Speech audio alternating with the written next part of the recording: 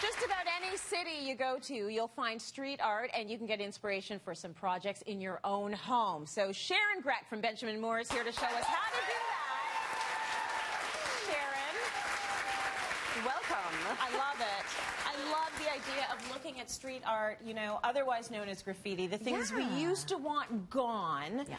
People really showing an appreciation for this art form and trying to tie it into their home decor. I think it's really lovely. Absolutely. And, you know, it's really interesting because it really started in the 60s. It was a bit more rebellious. It was exactly what you were saying. And then it became its own art form. It's very American. And it's just spread like wildfire through the 80s. And, you know, I did live through the 80s, so I've always been fascinated with it. Me too. Not a tagger myself, but but I'm certainly inspired and fascinated by it. If you are, there's an appreciation for it right around the world. So we gathered some photos of street art from around the world, and we're talking about everywhere from Melbourne. This one I took in Melbourne, and it is laneways covered in it, and the government supports it, so fantastic. Which is great. Really great. This is London now. And London, of course. We've got Milan, like a lot of places that I've taken photographs over the past 10 years. I have some from earlier, pre-digital, but I couldn't bring them. But stuck on a real camera somewhere. Exactly. So whether it's interior, we're seeing it more come interior, and like in Milan, it's almost like wayfinding when you're inside a commercial or industrial space, which is really cool. And then of course Toronto as well. Like a lot of the big cities are known for graffiti alley. That's right. You know, it started in New York, but it's just spread like wildfire. And I think that what I really love about it is how you can be inspired by that and bring it into your own home. Absolutely. So São Miguel as well in Portugal. You see beautiful representation all around the world, and it's nice that you can actually incorporate this into your personal space in a lot of different ways, and that's what you've done in this room, both on the wall and sort of throughout the decor. On the wall and off the wall, exactly.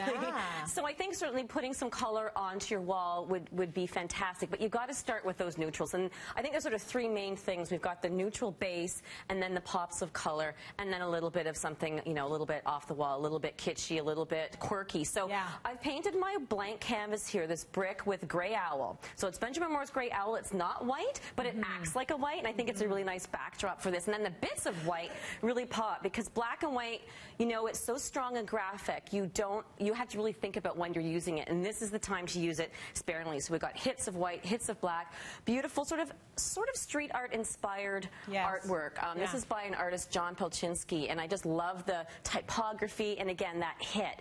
But everything doesn't have to match. So we've got that sort of neutral base of the gray, but what's different from the 80s when we were inspired more by pop art? It was very sleek and minimalist. Still minimalist, but we're bringing texture into our homes, right? Even if we're using pop colors. So look at the rug. I wish you could take your shoes off, Trace, because you got to feel it. Looks like it feels good. I actually can take my shoes off. There you go. Oh, that feels Isn't good. That good? It's like a massage on your feet, and you got the little hit of color in there, and then you know. Prints. You got to have something funky, something fun. Like love this man. Isn't that great? Oh man! So this is beautiful. What a great way to introduce that sort of street art look by using pop art in your cushions and in your books, the literature that you put out.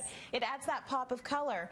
And this table. And this is my DIY. So I'm going to show you how to bring a bit of a DIY element. If you want to do it on your walls, fantastic. I support that 100%. Yes. But I think doing it on a piece of furniture is just a really great, you know, a great way to bring the color in where you're not staring at it all the time. So for some of us, it's a little bit too much. So I'm going to bring this over. Oh, but I do want to mention the chair because look at that bold hit. And I think people who are drawn to this style, they're not afraid. They're not afraid of color. So incorporate a piece like that.